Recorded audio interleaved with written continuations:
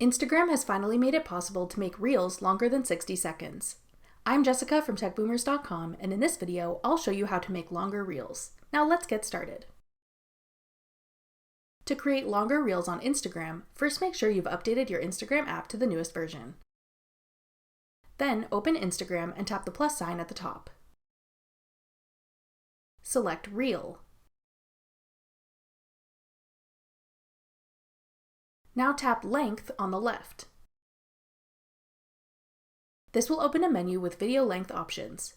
You can choose to make the length of your reel 15 seconds, 30 seconds, 60 seconds, or 90 seconds. 90 seconds is currently the maximum length for Reels videos. Once you've selected your video length, you can go ahead and record your reel as normal. Previously, the maximum length was only 60 seconds, but Instagram recently added the 90-second option to allow for longer reels. We hope this will expand more in the future with even longer length options. That's all it takes to create longer reels. Thanks for watching. If you found this video helpful, we'd love it if you'd hit the thumbs up button below and subscribe to our channel. We put out great new tech tutorials like this one every week.